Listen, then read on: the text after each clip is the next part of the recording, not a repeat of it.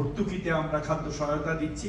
আগামীতেও এর আকার বাড়ানোর জন্য আমরা প্রস্তাব তৈরি করছি এবং অর্থমন্ত্রী মহোদয় এবং মাননীয় প্রধানমন্ত্রী সদয় হয়ে যদি আমরা একটা ভালো প্রস্তাব দিতে পারি, বিশেষ করে আমরা আপনাদেরকে জানিয়েছি যে আমরা আগে এটা ট্রাক সেল ছিল, ওপেন সেল ছিল, এটা আমরা টিসিবির স্থায়ী ডিলারদের দোকান করার চেষ্টা করছি।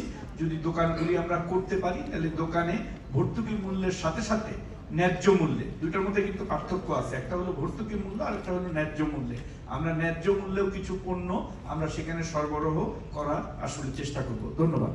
কিন্তু একেবারে ভারসাম্য অবস্থায় আছে এবং গত বছরের তুলনায় কম আছে। এখন এই মুহূর্তে ভোজ্য তেলের দাম, সর্বোচ্চ দাম 163 টাকা এবং খোলা বাজারে ভোজ্য তেলের দাম 150 টাকারও নিচে, চিনির দাম 140 টাকা এবং রমজান থেকে এখন পর্যন্ত ধারাবাহিকভাবে এটা আছে।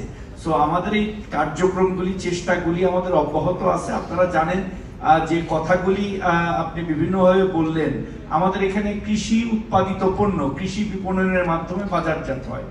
তো সেইখানে আমাদের সিজনাল ফ্ল্যাকচুয়েশন থাকে। যখন পেঁয়াজের ক্রাইসিস ছিল, আমরা ভারত থেকে পেঁয়াজ আমদানি করে কিন্তু পেঁয়াজের দাম কমাতে সমর্থ হয়েছিলাম।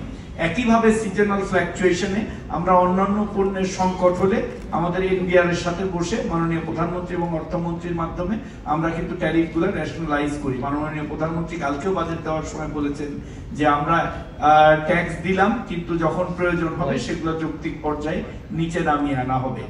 আর ইনফ্লেশনের ব্যাপারে আপনি যে কথাটা রেফার করলেন, ইনফ্লেশনের ব্যাপারে আমি বলেছিলাম যে ইনফ্লেশনে কিছু মনিটারি এবং ফিসক্যাল পলিসি মেজার নেওয়া হয়, যেটা অর্থ মন্ত্রণালয় থেকে নেওয়া হয় এবং বাস্তবায়ন করা হয়। তো সেই বিষয়ে যদি আপনি আমাকে প্রশ্ন করেন, তো ডেফিনেটলি তো আমাকে উত্তর দিতে হবে যে এই প্রশ্নটা আমি উত্তর দিতে পারবো না, এটা ওই অন্য মন্ত্রণালয় দিবে।